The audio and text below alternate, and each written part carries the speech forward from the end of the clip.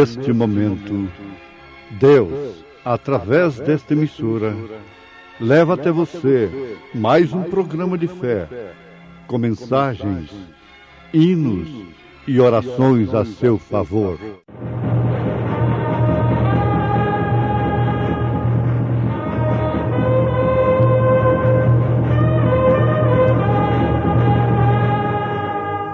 Fé para vencer. Somente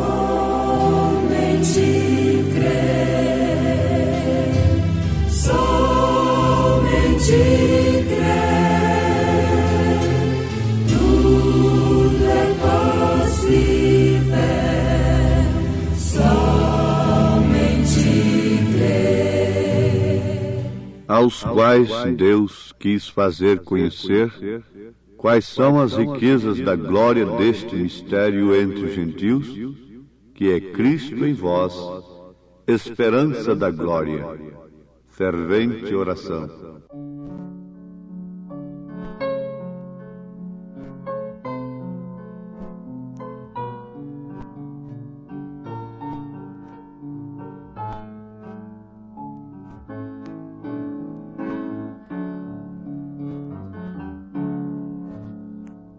Fervente oração, vem o teu coração na presença de Deus derramar,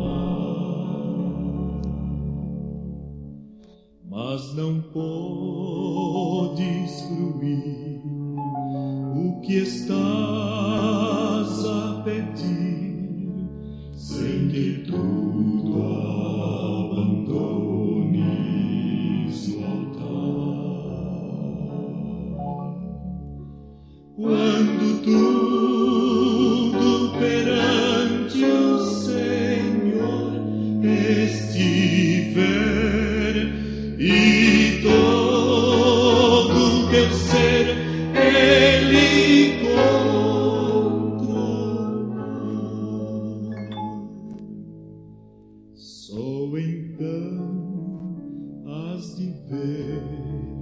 que o Senhor tem poder quando tudo deixares no altar.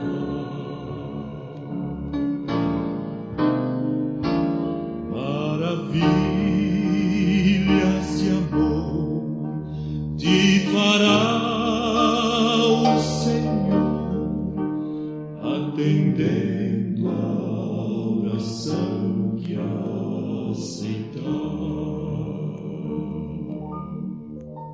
Seu imenso poder te virá socorrer quando tudo deixares no altar.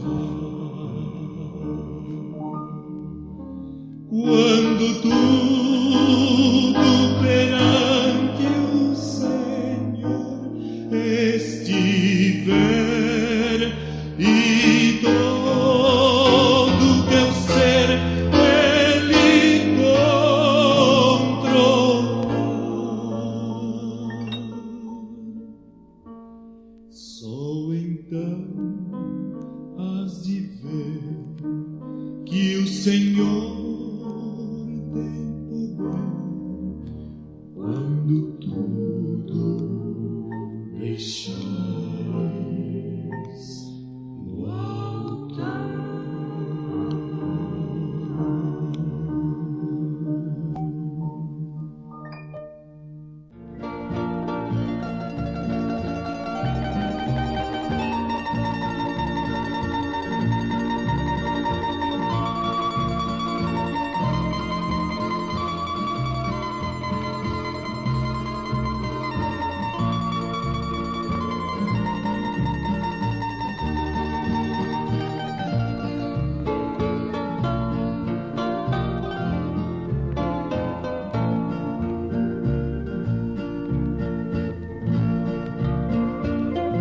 Ouvintes amados, São Paulo disse na sua carta aos Filipenses, capítulo 3,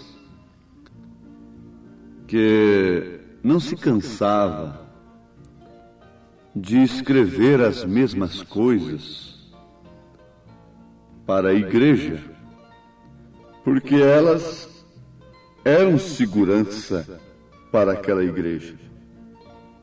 Ele diz assim: resta, irmãos meus, que vos regozijeis no Senhor. Não me aborreço de escrever-vos as mesmas coisas, e é segurança para vós. Isso está escrito na carta aos Filipenses, capítulo 3, versículo 1. Muitos dizem: vocês pregam somente uma coisa. Sim, estamos pregando o suficiente. Pior seria se nós estivéssemos falando somente em cura divina, somente em dons espirituais. Mas nós estamos falando de tudo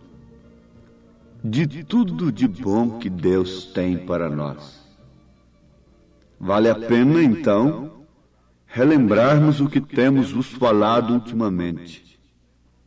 Quando Paulo disse: eu orarei no Espírito, eu cantarei no Espírito, eu viverei no Espírito. Se há algo bom que virá a mim, tem que ser revelado pelo Espírito, confirmado pela palavra e manifestado por meio dos resultados que produz. Ou seja, por meio dos frutos que produz. Então estamos recobrando, estamos relembrando os irmãos. E para um verdadeiro cristão, se há algo bom que deve vir a ele, deve ser revelado pelo Espírito Santo. Ele não aceita, ele não proclama, ele não decide enquanto ele não sabe que aquilo veio pelo Espírito Santo, confirmado pela palavra de Deus e manifestado pelos frutos que produz. Então não é uma boa síntese? Não é uma coisa boa de lembrarmos sempre? Não é uma tecla boa de ser sempre batida? Para aqueles que esperam no arrebatamento? Para aqueles que esperam no Senhor?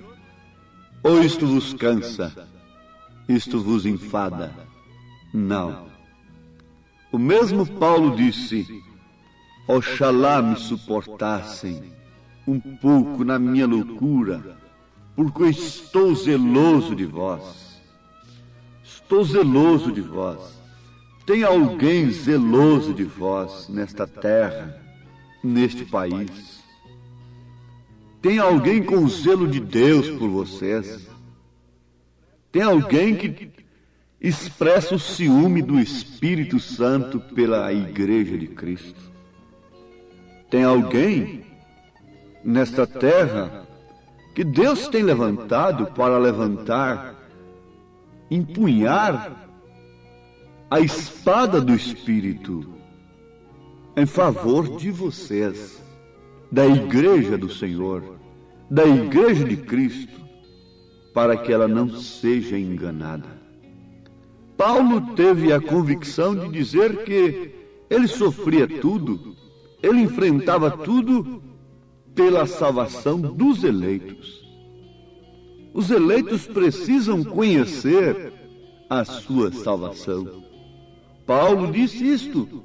Então, em 2 Coríntios capítulo 11, ele mostrou que era um homem zeloso, zeloso pela Igreja de Cristo, que não estava dividida por regiões, por barreiras, por preceitos humanos.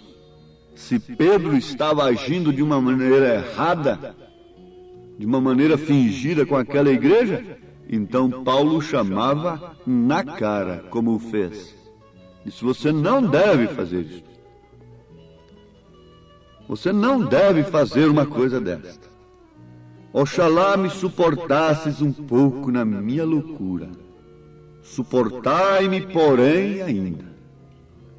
Vejam o que ele diz em 2 Coríntios capítulo 11, versículo 1, versículo 2 e 3, como se ele fosse o proprietário da igreja. Oxalá me suportasseis um pouco na minha loucura. Suportai-me, porém, ainda, porque estou zeloso de vós, com zelo de Deus, porque vos tenho preparado para vos apresentar como uma virgem pura a um marido, a saber, a Cristo. Mas temo que, assim como a serpente enganou Eva com a sua astúcia, assim também sejam de alguma sorte corrompidos os vossos sentidos e se apartem da simplicidade que há em Cristo. Leiam 2 Coríntios, capítulo 11, e vocês verão que o apóstolo estava zeloso pela igreja, para que ela estivesse naquele mesmo espírito, recebendo exclusivamente aquilo que vinha do Espírito Santo, confirmado com a palavra e confirmado ainda com os resultados, com os frutos. Muito bem, amados, o que nós temos feito para vos chamar a atenção em relação ao entrar no Espírito está exclusivamente baseado nas Escrituras e na mensagem do profeta desta era, o qual é um que Deus levantou com o mesmo zelo de São Paulo pela noiva de Cristo, para prepará-la como a virgem pura, sem ruga, sem mancha, sem mácula alguma. Aos Colossenses capítulo 1, versículo 27, Paulo diz: aos quais Deus quis fazer conhecer quais são as riquezas da glória deste mistério entre os gentios, que é Cristo em vós, esperança da glória. Não é um versículo muito bonito, muito importante e interessante para aqueles que estão no Espírito? O nosso tema está preso nisto. Entre no Espírito se você quer receber as coisas do Espírito, as dádivas inefáveis de Deus. Mas o que vale um versículo desse para quem está na carne, para quem está no mundo natural, de credos e dogmas religiosos? O que vale uma escritura desta? É o mesmo que deveríamos perguntar o que vale Atos 2:38 para um povo que se chama a si mesmo de cristãos? O que tem valido Atos 2:38 e suas referências? O que vale 1 Timóteo capítulo 2 a partir do versículo 9 para as mulheres cristãs? O que vale estas escrituras para elas? O que vale 1 Coríntios capítulo 14 para elas? Versículo 34 em diante? O que vale Malaquias capítulo 4, versículos 5 e 6 para o povo chamado cristão? O que vale Apocalipse capítulo 10, versículo 7? O que vale a mensagem deste anjo para os religiosos desta era? A resposta está aqui. O que valia o menino na manjedoura para os sacerdotes naquele dia? O que valia Jesus Cristo para Caifás? O que valia Jesus Cristo para os saduceus, para os fariseus, para os sacerdotes, para os escribas, para os teólogos do seu dia? Aí está a resposta. O que vale a mensagem de um profeta nesta era para um povo que se chama a si mesmo de cristãos? Mas para a noiva de Jesus Cristo,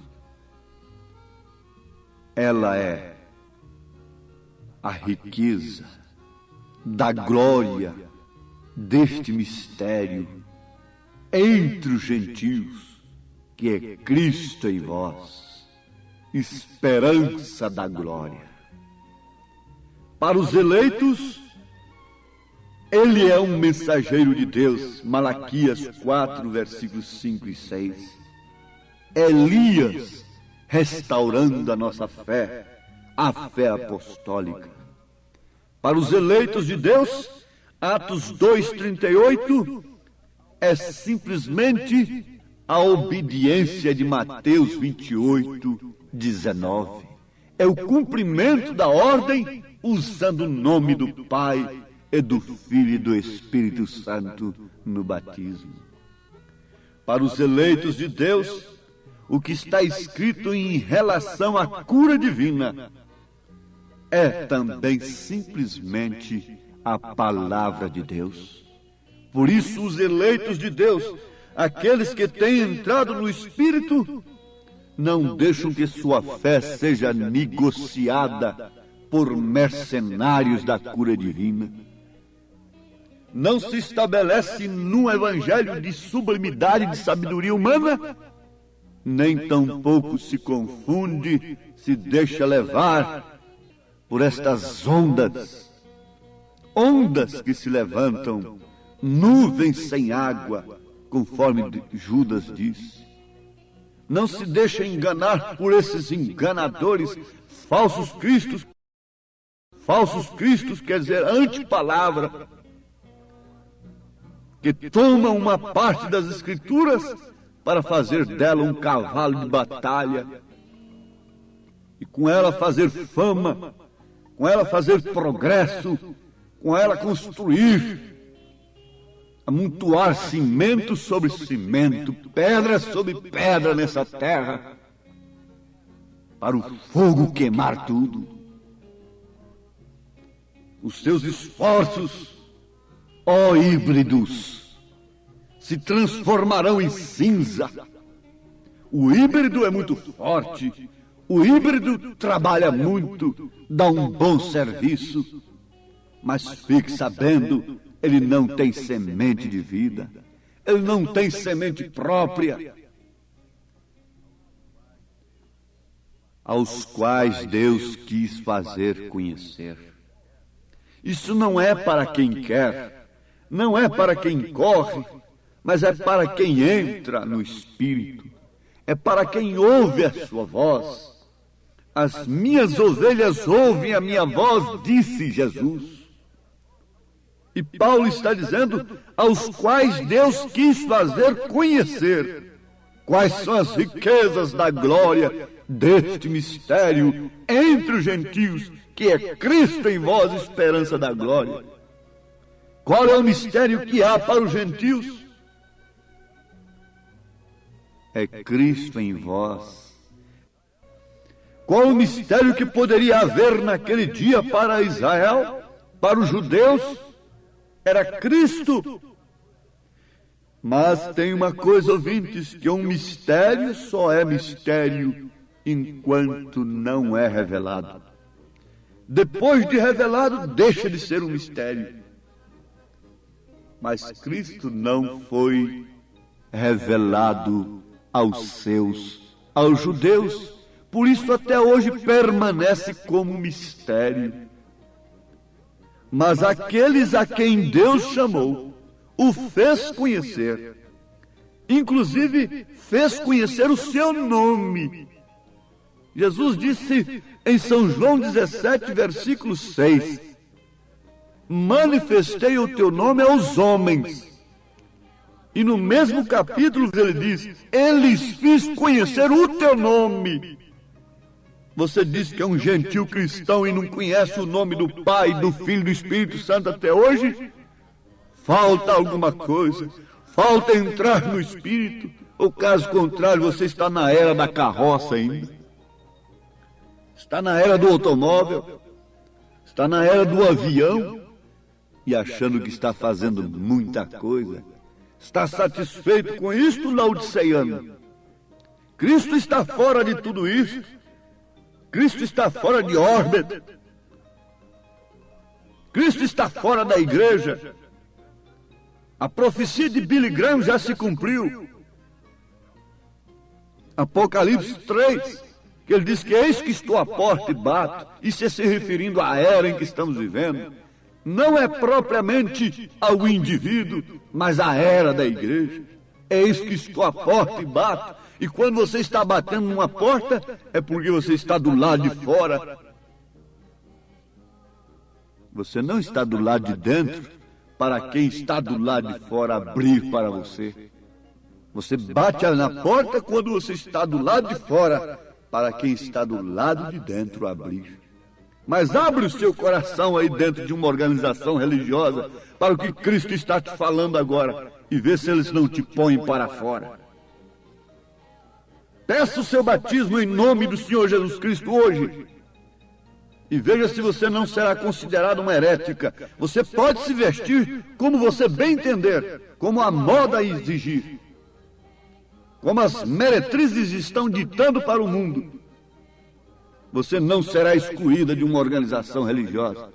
Mas peça hoje o seu batismo em nome de Jesus Cristo e diga que Deus enviou Elias para você ver.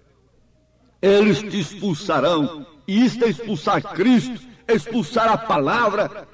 Ele está do lado de fora, e eu prefiro estar do lado de fora de tudo isto, de todo o ouro, de toda a prata, de todo o gesso, de todos os corais, de todos os elencos religiosos. Eu prefiro estar fora de tudo isso.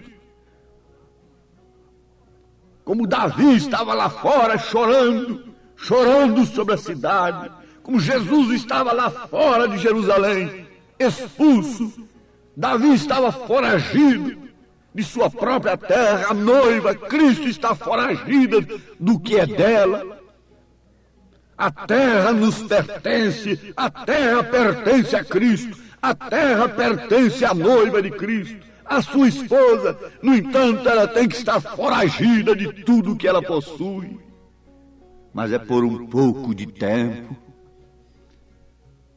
É por um pouco de tempo apenas. Por isso ela vive exclusivamente por Cristo. Para Cristo. Ela expressa o seu caráter por quem ela vive. O homem comum que tem entrado no espírito comum do mundo, a mulher comum que tem entrado no espírito do mundo, ela expressa na rua, onde quer que ela vá, o espírito que ela vive. Assim também é o cristão que tem entrado no espírito de Cristo, vive por Cristo. A vida verdadeira, servi-lo sempre no mundo falar. Fiel a Cristo e a voz do dever, eis o caminho do velho prazer. Jesus bendito, a ti. Jesus bendito, aceita aqueles que a ti se rendem nesta hora, entrando nesse espírito da tua palavra. No Espírito Santo, nós te suplicamos pela tua graça, ó Deus divino, em nome de Jesus Cristo. Amém, Senhor. Amém.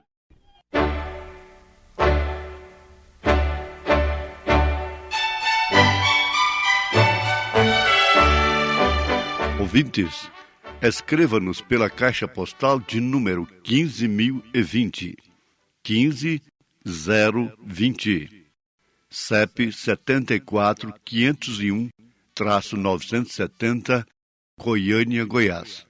O nosso endereço na internet é www.apalavraoriginal.org.br.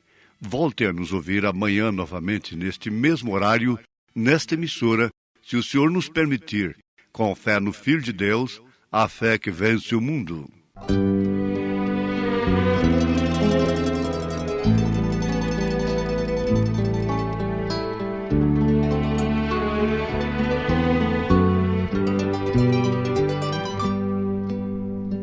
Uma noite sob a lua,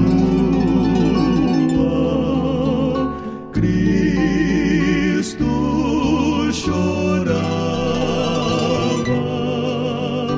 e contemplava a cidade santa, ó Jerusalém formosa, ó tu que matas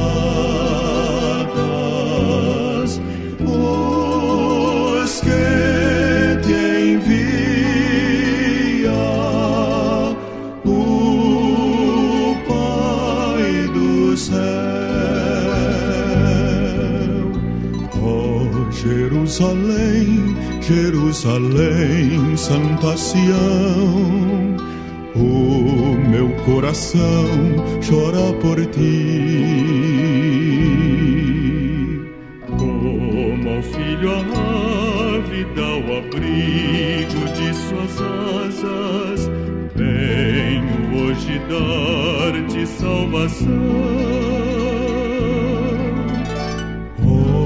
Jerusalém formosa,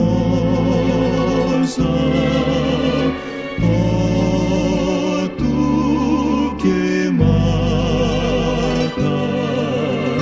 os que te envia o Pai do céu. Quando o Salvador